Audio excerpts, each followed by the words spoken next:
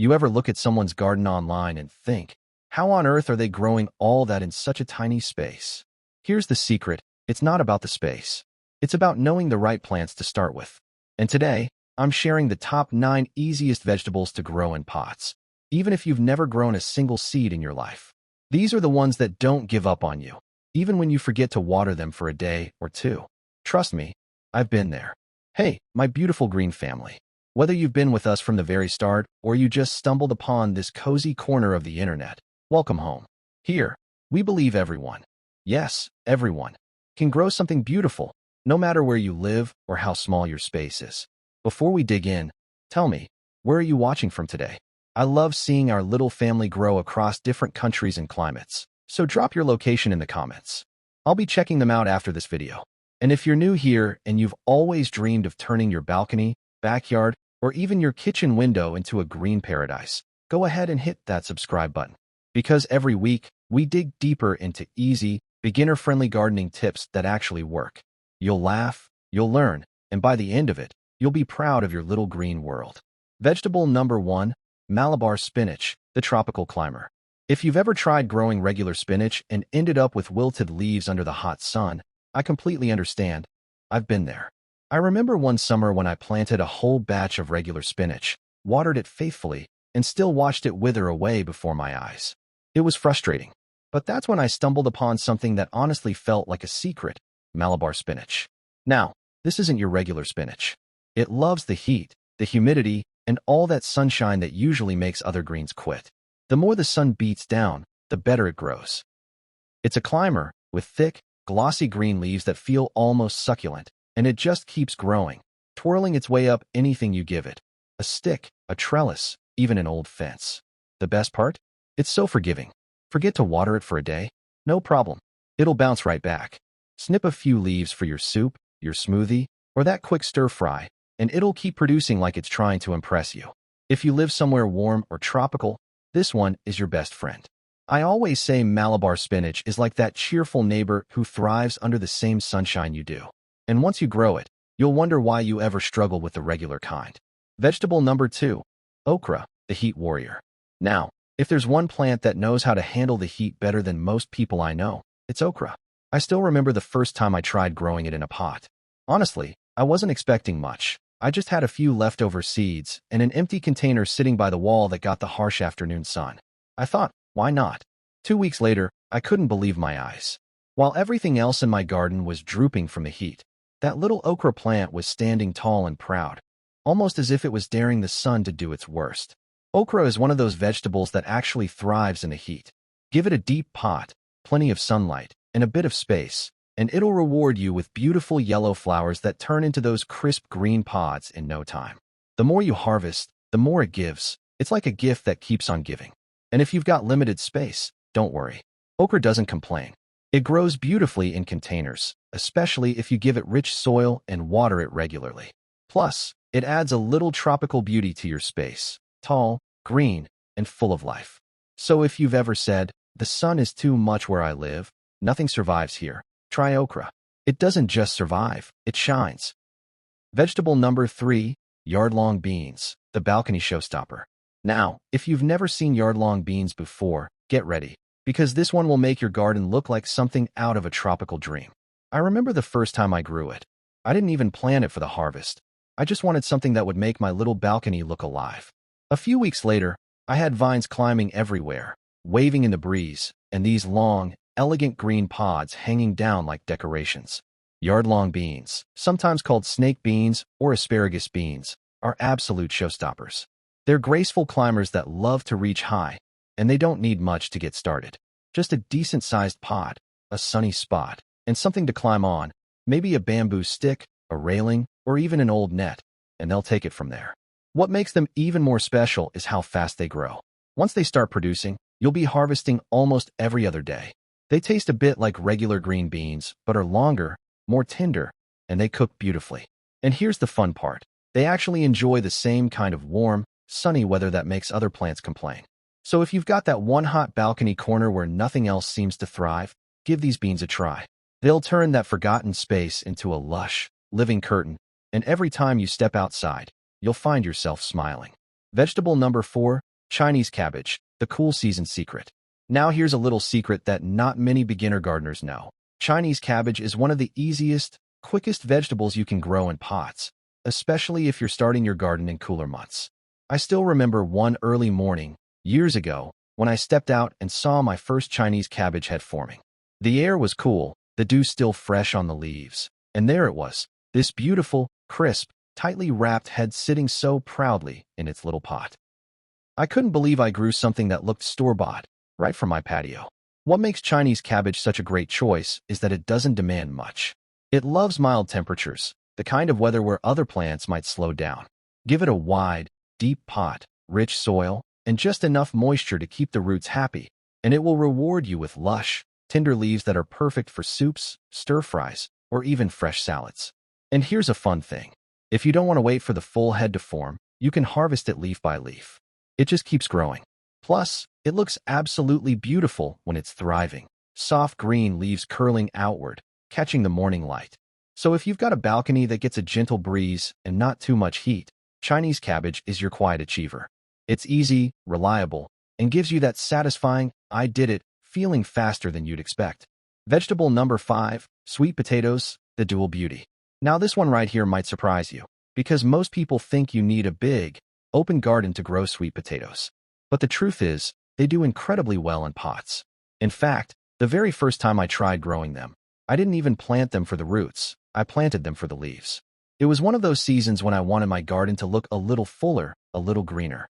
So I tucked a few slips of sweet potato vines into a big container by the wall, just to add some life.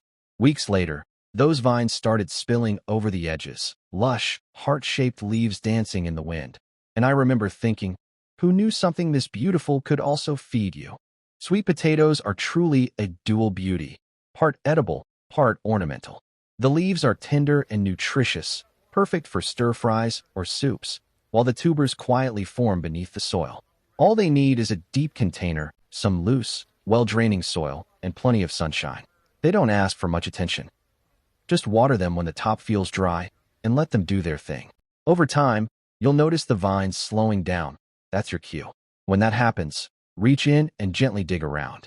You'll find those golden, plump tubers waiting for you like a hidden treasure. So if you want something that's both beautiful and bountiful, sweet potatoes are the perfect choice. They give, they decorate, and they remind you that sometimes, the most rewarding plants are the ones quietly working beneath the surface. Vegetable number 6, cucamelons, the hidden gem. Now, if you've never heard of cucamelons before, this might just become your new garden obsession. I still remember the first time I grew them, and honestly, I didn't even know what to expect. The seeds were tiny, the names sounded almost made up, and I thought, let's just see what happens. A few weeks later, I walked out one morning and there they were, these tiny, grape-sized fruits hanging delicately from their vines. They looked like miniature watermelons, but tasted like tangy little cucumbers. I picked one, popped it in my mouth, and I couldn't help but smile. It was crisp, refreshing, and just a little sour, like summer bottled into a bite. Cucamelons are a hidden gem in container gardening. They grow beautifully in pots or hanging baskets, as long as you give them something to climb on, a trellis, a railing, or even an old wire mesh. They're surprisingly easy to care for, pest-resistant, and they love the sun. Once they start producing, you'll have more than enough to snack on, pickle, or toss into salads. But beyond the harvest, they're just fun to grow. There's something whimsical about them, like nature showing off her playful side. Kids love them, guests always ask about them, and they add that little wow factor to your garden that few people have seen before. So if you want to grow something that sparks curiosity and conversation, give cucamelons a try. They're the kind of plant that reminds you why gardening feels magical. It's full of little surprises waiting to be discovered. Vegetable number 7, mustard greens, the fast grower. If patience isn't exactly your strongest skill when it comes to gardening, mustard greens might just become your new favorite plant. I say that because I still remember my first time growing them. I had just come off a long wait for another crop that took forever to mature, and I was desperate for something quick, something that would remind me that progress was still possible. So, I sprinkled a few mustard seeds into a pot. Nothing fancy, just a shallow container by my kitchen steps. And in less than a week, I saw those tiny green shoots pushing through the soil. It was such a small thing, but it felt like a personal victory. That's the beauty of mustard greens. They grow fast, really fast. Within 3 to 4 weeks, you can start harvesting. And the best part? You don't even need to wait for the full-grown leaves. The baby greens are just as tasty, peppery, fresh, and full of life. They do beautifully in pots, especially when you give them well-drained soil and partial sunlight. You can plant them in successions, a few seeds every week, and you'll have a steady supply all season long. I love adding mustard greens to stir-fries and salads, but beyond the kitchen, they also add such vibrant color to your space. Those deep green leaves with their ruffled edges just make your garden look alive. So if you're someone who likes to see results fast, mustard greens are your go-to. They remind you that growth doesn't always take months. Sometimes, it just takes a little faith, a handful of seeds, and a few good days of sunlight. Vegetable number 8. Chaya, the tree spinach. Now this one, Chaya, is a true hidden treasure. Not many people talk about it, but once you get to know this plant, you'll wonder why it isn't in every garden. I discovered it by accident, actually. A gardening friend handed me a few cuttings one day and said, "Just plant it and forget it." So I did, and that's exactly what happened. I forgot about it. Weeks later, I walked past that pot and noticed something. Tall green stems with large, lush leaves that looked like they'd been carved out of wax. They were thriving, healthy, and full of life. That's when I realized, Chaya doesn't just grow, it endures. Also known as tree spinach, Chaya is one of the easiest, most resilient leafy vegetables you can grow in a pot. It loves warm climates, handles dry spells like a pro, and keeps producing for years once established. All it needs is a medium to large pot, good sunlight, and a little space to stretch. The leaves are packed with nutrients, even more than regular spinach. The only thing to remember is this: you must cook them before eating, just like you would with cassava leaves. Once cooked, they're tender, mild, and incredibly nutritious. What I love most about Chaya is how generous it is. You can cut it back, harvest the leaves, and it will simply grow again, stronger than before. It's like the plant has its own quiet determination. So if you're looking for something different, a plant that's both beautiful and dependable, give Chaya a chance. It's not loud or flashy, but it's strong, graceful, and full of life. And sometimes, those are the best kinds of plants to grow. Vegetable number 9, ginger, the slow but rewarding one. Now this last one, ginger, is special to me because it taught me one of the most important lessons in gardening. Patience always pays off. I still remember the first time I planted it. It wasn't even planned.